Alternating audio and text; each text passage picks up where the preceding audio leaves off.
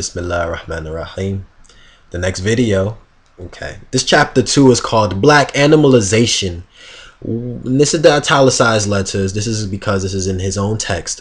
Okay. And it reads, what we do with horses is that we break them from one form of life to another. That is, we reduce them from the natural state in nature, whereas nature provides them with the natural capacity to take care of their needs and the needs of their offspring. We break the natural string of independence from them and thereby create a dependency state so that we may be able to get from them useful production for our business and pleasure. The wounds acquired, this is now the reading.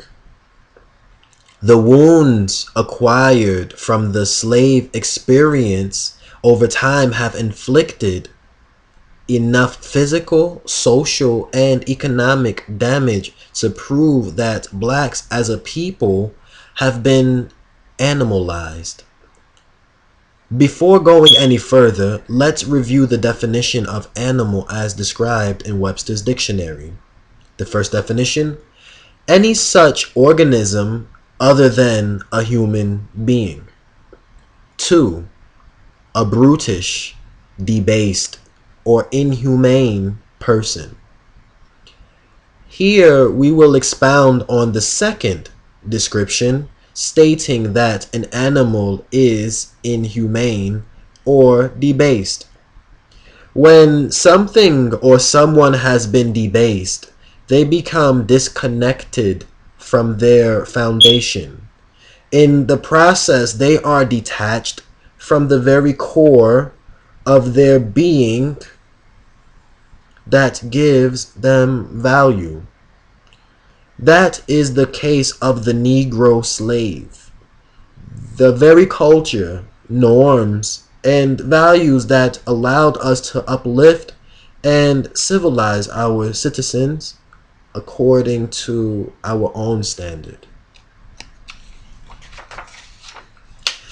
What makes man and woman civilized? What makes us uncivilized?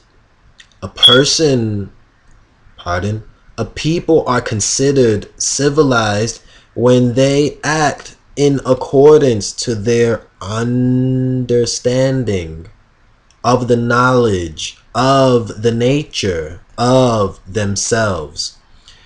In the reverse, a person becomes uncivilized when they become subject and governed by the lower negative element of their nature, which in most cases is due to the absence of an inherent relative self-knowledge connecting them to Mother Nature, that some call the universe or God.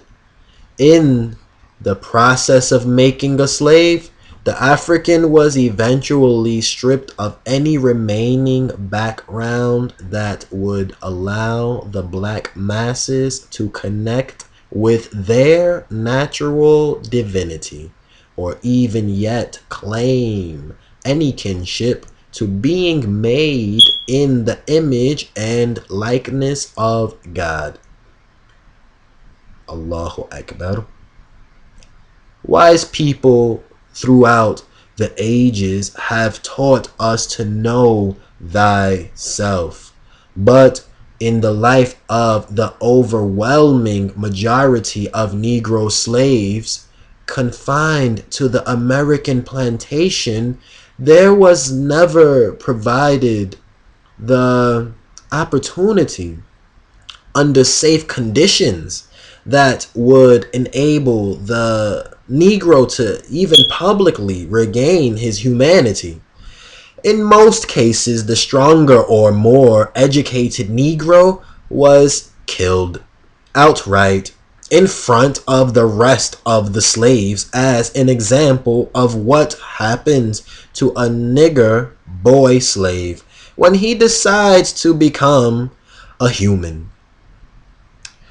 This example was then and is presently used as a system of checks and balances in order to mentally produce fear in the Negro, thus hindering an entire race of people from achieving true liberation. You know, it's a bit frightening, but when you look into the education of being a shaheed, you know, the pain is really what we are afraid of, but it's the pain that's actually removed from the equation, inshallah. Making men exist in the state of an animal is a twofold process.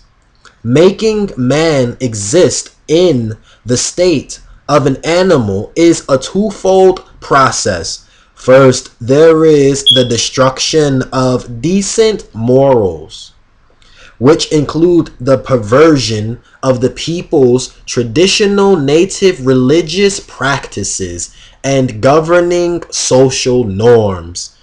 These laws, rules, and regulations serve as guidelines or a people's internal fortress to protect the society and its citizens from foreign disruption and disorder.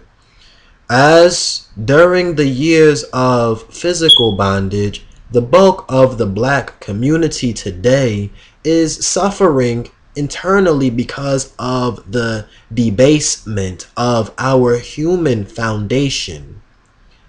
That foundation consisted of a high level of moral ethical conduct supported by belief in the laws of nature.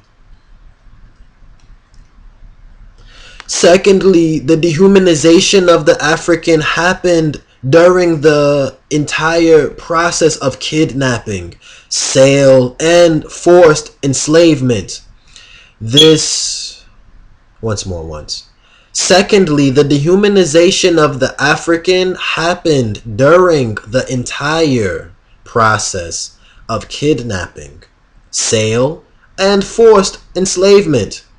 This included the housing of the masses of slaves in hay-filled barns with the beast of the field, a process that included the installation of gold or silver caps on the front teeth of the black slave for the purpose of identification. Grills, y'all, that many of us today wear for decoration.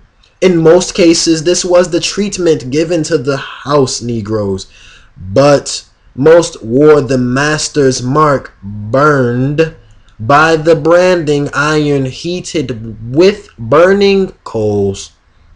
This is one of the early stages of dehumanization suffered by the Negro slave. And like then, today, many of us wear the symbols of the legacy of our oppressors and on our black bodies. Carrying on.